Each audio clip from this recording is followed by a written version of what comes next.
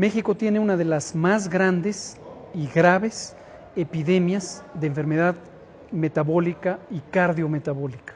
La enfermedad metabólica es obesidad, diabetes, sobrepeso, y cardiometabólica es cuando incorporamos también el componente de hipertensión, trastornos del colesterol, infartos cardíacos, cerebrales, etc.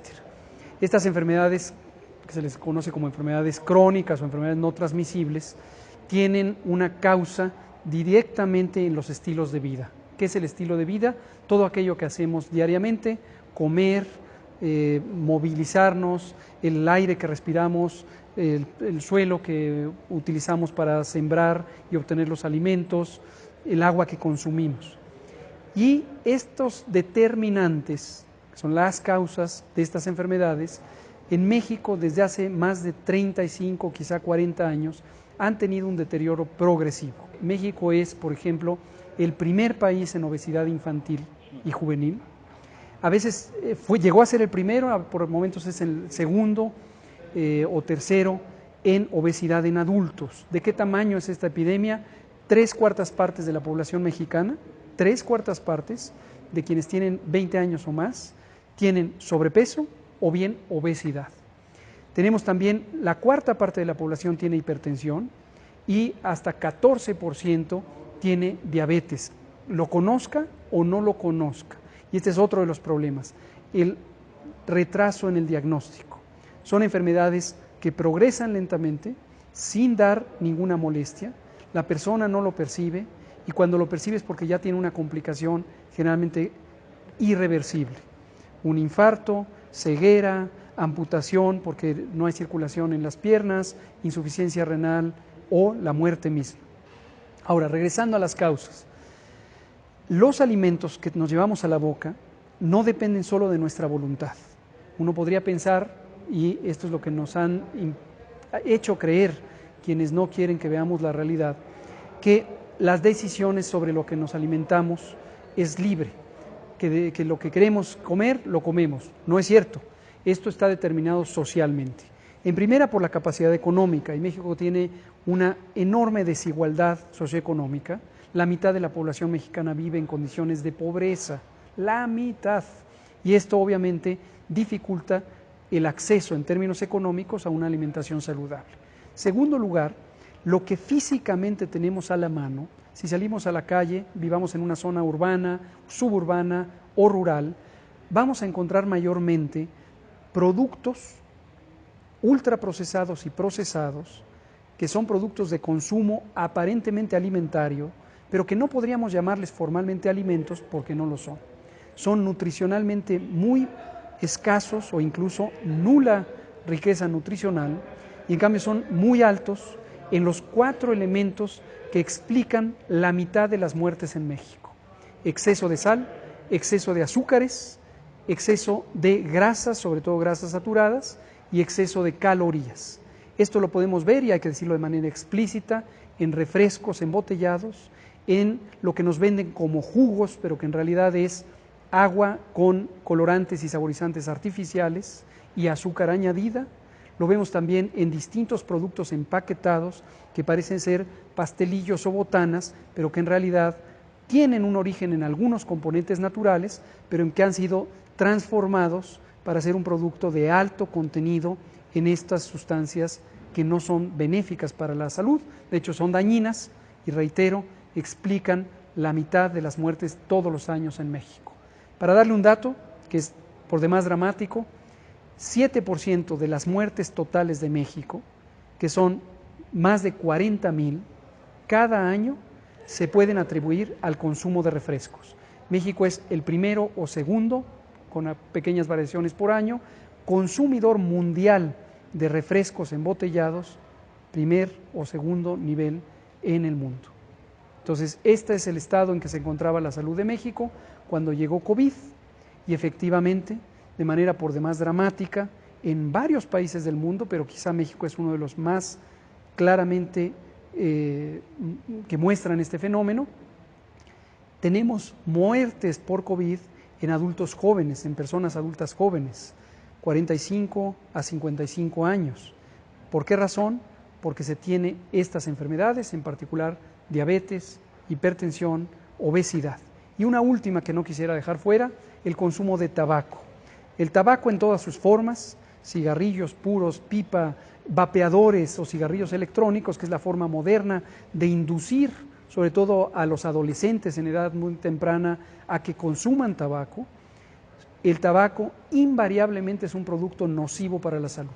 Es un causante directo de una alta mortalidad, de cánceres pulmonar, esofágico, estomacal, intestinal, de la vejiga, del páncreas, etcétera, y causa otras enfermedades, precisamente enfermedad pulmonar crónica, enfermedad cardíaca crónica, infartos cerebrales, infartos cardíacos, problemas circulatorios que llevan a amputación. El tabaco es dañino y en México todavía tenemos un enorme rezago en la implementación de políticas públicas para el control del tabaco. Durante el sexenio 2012-2018 hubo una desviación de las políticas públicas a las que México se ha comprometido mundialmente. Son compromisos mundiales, por ejemplo, el Convenio Marco para el Control del Tabaco, que México fue de los primeros países que se adhirió, y este es un tratado internacional. Esto quiere decir que obliga a México a cumplirlo. Es un tratado internacional, está al mismo nivel que las leyes generales y solamente por debajo de la Constitución, de modo que estamos obligados a cumplirlo. Y en particular durante el sexenio 2012-2018 se desatendieron estos compromisos, se involucró a partes interesadas en las ganancias comerciales de los productos, tanto en el tabaco como en los productos alimentarios no saludables. Se les involucró para que diseñaran conjuntamente con el gobierno, insisto, 2012-2018, las políticas públicas. ¿Cuál fue el resultado? El esperado. Desviaron la atención de las causas fundamentales para proteger intereses económicos y nos distrajeron con la idea de que la responsabilidad es individual. Chécate, muévete, mídete. Era el eslogan, era la frase de la muy precaria promoción de la salud que se hizo en ese sexenio y que lo que interesaba era desviar la atención de los determinantes fundamentales. Desde que empezó el modelo del Seguro Popular en 2003 y durante estos 15 o ya 16 años de que estuvo en vigor, hoy ya ha sido desmantelado, se nos planteó que esa manera de organizar el sistema de salud y de financiarlo iba a llevar a inversión privada que enriquecería la capacidad del sistema en términos de cobertura, calidad. No fue así. Se redujo la capacidad efectiva del sistema porque no se invirtió correctamente en ampliar su capacidad y en darle mantenimiento a las unidades de salud para que fueran resolutivas. Se dejaron abandonados, y esto tiene que ver con fenómenos importantísimos de corrupción, más de 317 hospitales que se planteó construir y quedaron en obra negra o inservibles.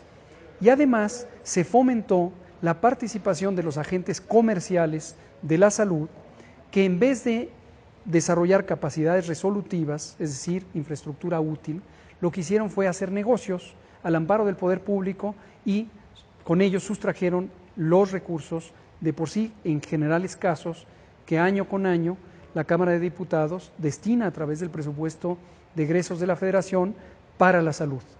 ¿A cambio de qué? A cambio de ciertas aventuras comerciales que tenían la idea de ser servicios que se les llamaba integrales, que de una manera muy oscura eran contratados por el gobierno federal, insisto, 2012-2018, y que en realidad no resolvían los problemas de fondo, se pagaban sobreprecios y dejaron en indefensión sobre todo a las poblaciones más vulnerables en el área rural, las poblaciones indígenas, entre muchos otros. La responsabilidad del Estado, se requieren políticas de Estado. Respecto al gobierno como parte del Estado o como ente tutelar del Estado nacional, lo que hay es una obligación en términos constitucionales por el derecho a la protección de la salud, el derecho al acceso al agua y el derecho a una nutrición saludable, derechos consagrados explícitamente en el artículo 4 de la Constitución de los Estados Unidos mexicanos y todas las leyes que de ello derivan. El Estado mexicano debe tener una política pública de alimentación saludable, de acceso al agua y por supuesto de protección y promoción de la salud. Y el gobierno es responsable de presentar esas políticas, de implantarlas y de vigilar su cumplimiento. Es muy difícil en un sistema de salud tan deteriorado como el que México ha tenido a lo largo de 30 años, poder hacer frente a un fenómeno que no se había presentado en 100 años. Una pandemia de esta magnitud no se había presentado desde 1918, cuando ocurrió la pandemia de influenza. La decisión concreta de México y de muchos otros países, casi todos, fue privilegiar y priorizar la respuesta a COVID porque era el reto de salud, la amenaza de salud más importante que todavía estamos enfrentando. Y obviamente eso implica rezagos en la atención de otros padecimientos no COVID, y el plan de reorganización que hicimos incluye la priorización de esos otros padecimientos no COVID que puedan ser atendidos. Yo lo que le digo a las personas mayores en su colonia es que no tengan temor, tienen la posibilidad de seguir atendiéndose de la diabetes, de la hipertensión, de los distintos padecimientos que posiblemente tengan en las unidades no COVID que han sido contempladas para ese propósito. A las personas quizá no tan mayores y que tienen otros padecimientos que en este momento podrían diferir su atención, que sigan con las recomendaciones generales de sus médicos. Las instituciones de salud públicas han hecho previsiones para proporcionar los medicamentos necesarios para que continúe la atención, y algunos procedimientos como procedimientos diagnósticos no críticos o cirugías que son programables ciertamente han sido diferidas, y en cuanto empiece a reducirse la intensidad de la epidemia de COVID estado por estado, se van a incorporar las citas correspondientes para recuperar el tiempo perdido en esos procedimientos. Nuestra responsabilidad es informar diariamente. Somos uno de los pocos países que aún mantiene este tipo de conferencias de prensa con el propósito de que la sociedad conozca de manera veraz la información técnica, la información científica sobre lo que está ocurriendo con la pandemia. Nuestro interlocutor o nuestra audiencia es el pueblo de México, a quien estamos obligados, con quien estamos obligados de darle información directamente sobre lo que está ocurriendo en la epidemia. Y hemos insistido en una cosa: cuando esa información es alentadora, lo vamos a decir. Cuando esa información no es alentadora y estamos ante un reto, se lo vamos a decir también, y se lo hemos estado diciendo. Tenemos la obligación de actuar con veracidad y de informar con oportunidad. Y lo seguiré haciendo. Por lo demás, es lo de menos.